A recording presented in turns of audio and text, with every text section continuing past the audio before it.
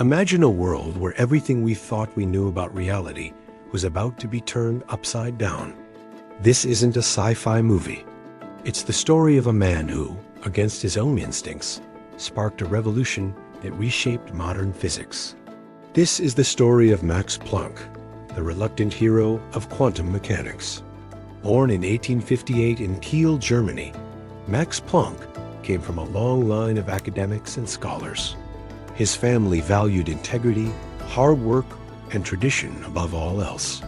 Young Max was a gifted student, but not in a flashy, show-off kind of way. He was disciplined, thoughtful, and had a profound love for music, becoming an accomplished pianist.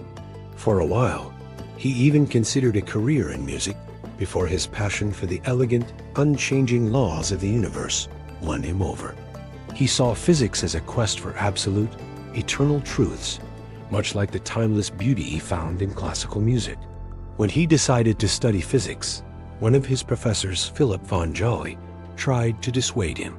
He told Planck that physics was essentially a complete science, with only a few minor details left to fill in. What a spectacularly wrong prediction that turned out to be.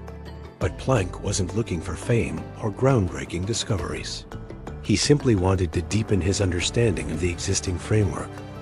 His persistence was his superpower. Planck earned his doctorate with highest honors and began his academic career, slowly but steadily climbing the ladder. He was a conservative thinker, deeply rooted in classical thermodynamics, the study of heat and energy. He believed fervently in its laws, seeing them as unshakable pillars of science. And it was this very devotion that would lead him to his greatest and most unsettling breakthrough. By the late 19th century, physicists were wrestling with a puzzling problem known as the black body radiation problem. Imagine a perfect oven. When you heat it up, it glows. First red, then orange, then white hot. Scientists tried to create a mathematical formula that could predict the color or spectrum of light an object would emit at any given temperature. But every single theory they came up with failed miserably. Their equations predicted that a hot object should release an infinite amount of energy in the ultraviolet range, an outcome so absurd it was nicknamed the ultraviolet catastrophe. It was a glaring crack in the otherwise perfect facade of classical physics. For years, Planck dedicated himself to solving this puzzle. He spent countless hours trying to make the old theories work, but it was like trying to fit a square peg in a round hole. He spent countless hours trying to make the old theories work, but it was like trying to fit a square peg in a round hole.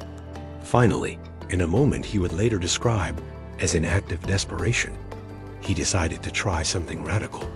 It was a mathematical trick, a last resort. He proposed that energy wasn't emitted in a continuous, smooth flow, like water from a tap.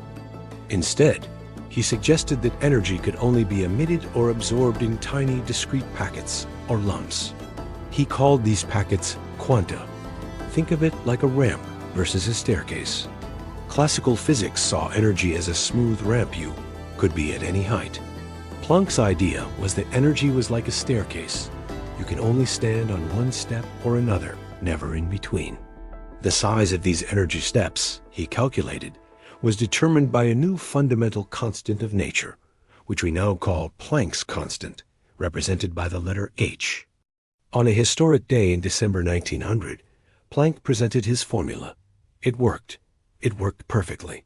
It precisely predicted the experimental data for black body radiation, completely solving the problem that had stumped the greatest minds for decades. The scientific community was stunned. The ultraviolet catastrophe was averted. But here's the twist.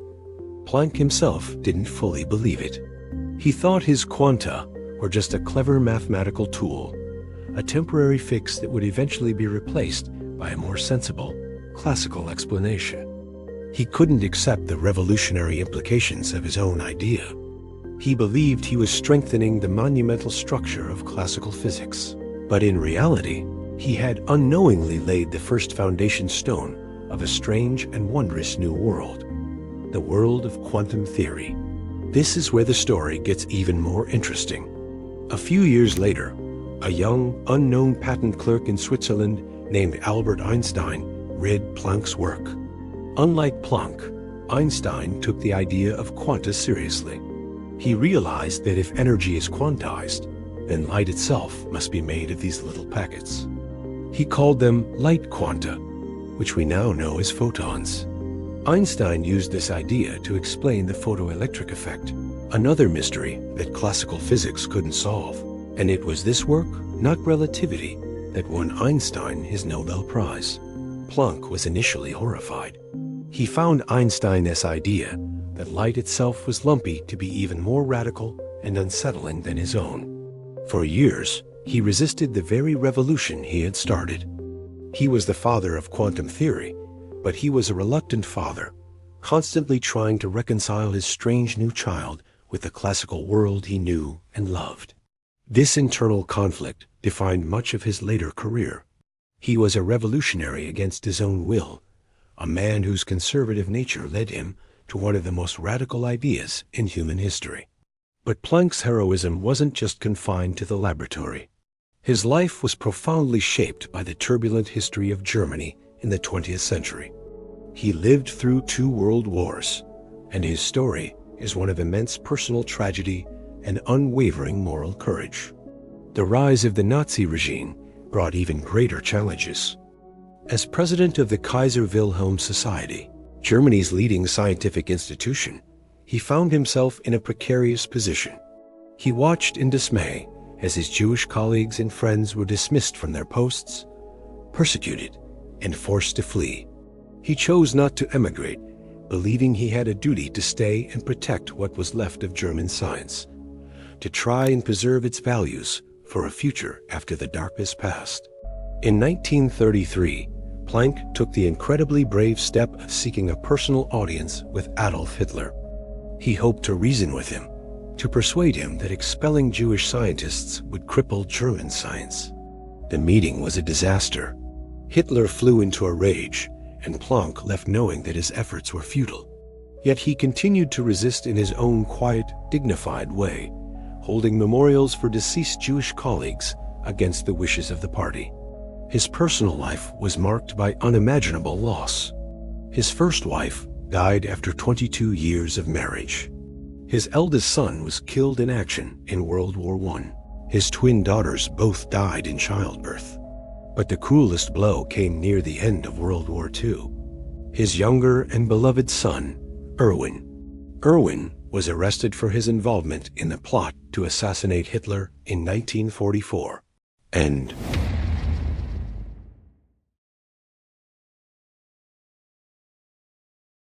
at 87 years old, Planck had outlived all of his children. His home in Berlin was completely destroyed, along with all his letters and scientific notebooks. He was left with nothing but the clothes on his back. Through all this, Max Planck never lost his dignity or his belief in the fundamental goodness of the universe. He was rescued by Allied forces and spent his final years as a revered elder statesman of science, a living symbol of integrity in a world that had lost its moral compass. He passed away in 1947, having witnessed the complete transformation of physics and the near total destruction of his country.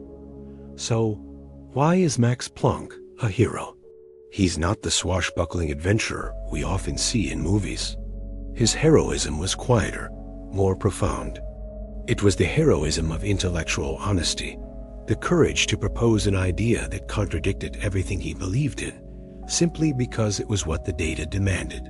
Max Planck didn't set out to be a revolutionary. He was a conservative who just wanted to understand the world. But in his relentless, honest pursuit of truth, he accidentally unlocked a new reality, a strange and wonderful quantum world that we are still exploring today. His story is a powerful reminder that sometimes the most profound revolutions begin not with a bang, but with a quiet question, an act of desperation, and the unwavering courage to follow the evidence, no matter where it leads. Albert Einstein and Max Planck shared a deep mutual respect and a strong friendship. Planck was one of the first prominent scientists to take Einstein's theory of relativity seriously and publicly support it as early as 1905.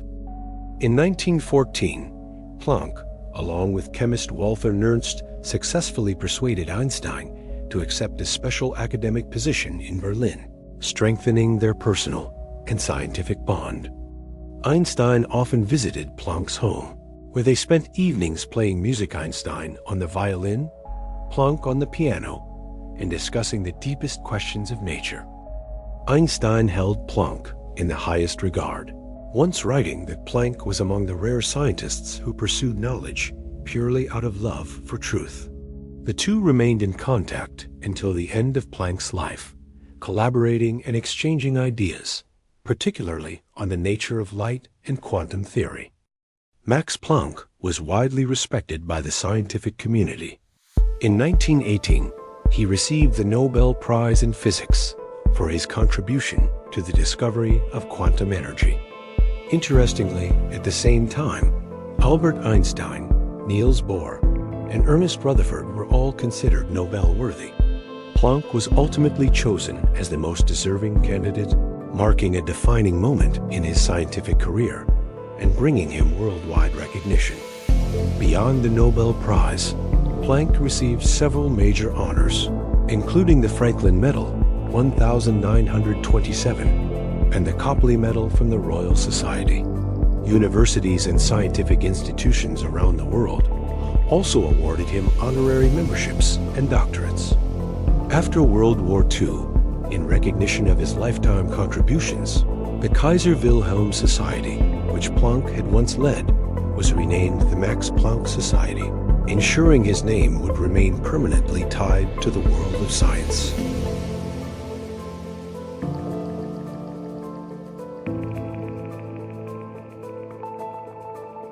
Thank you for watching.